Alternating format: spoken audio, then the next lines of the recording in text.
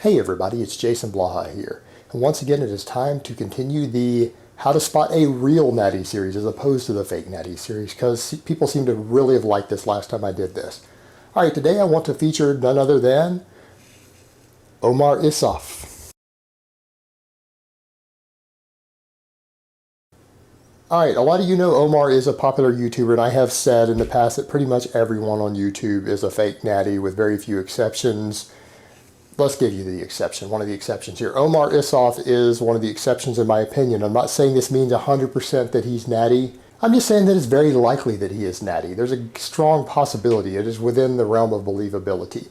Now, in this series, I'm not trying to pick out the genetic freaks. Genetic freaks need to be counted as enhanced because for all purposes, they might as well be on 2 grams of drugs compared to the rest of you, because that's what it will take the rest of you to achieve what they've achieved. So we don't need to look at the genetic freaks. They're completely irrelevant to this topic. We can look at people who have maybe a few genetic gifts. In Omar's case, he is genetically gifted in the strength department.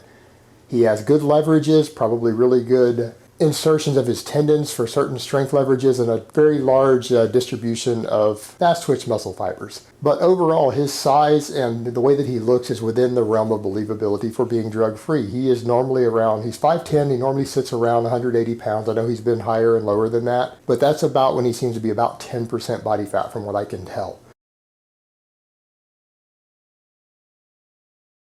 And when he gets down to 10% body fat, he doesn't seem to have that grainy, dry shrink wrap look, that Photoshop look that a lot of the guys have who use gear to make themselves look that way.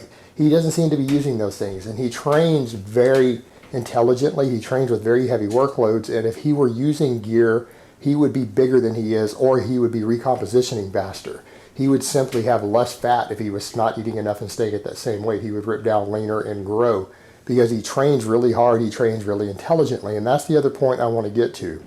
I don't really watch a lot of YouTubers, but I've known Omar a long time, and I've chatted with him enough over the last few years to get an idea of what his training and stuff looks like, and to observe it.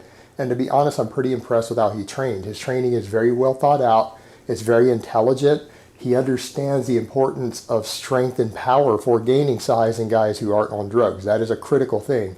It is going to be almost impossible for a drug-free guy to gain appreciable amounts of muscle mass while still being weak. They're just going to struggle with that. He trains for power. He trains for strength, and he does it very well. He does it very intelligently, and he's been doing it for many years, and I like his approach to training. I think it's well thought out. And so what he does is something that I can actually get behind.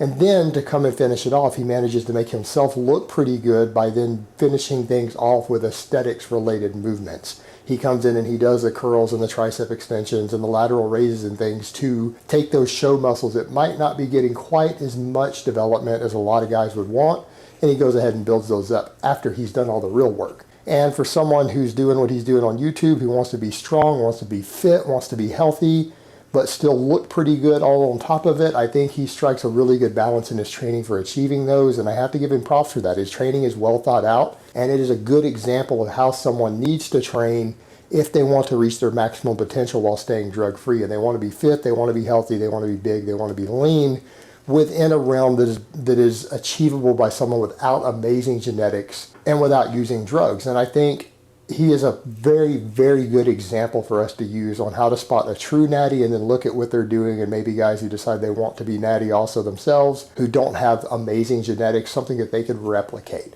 to try to get similar results over the years. All right, guys, but that's really all I have to say on that today. I hope it's been informative, and I will talk to you guys next time.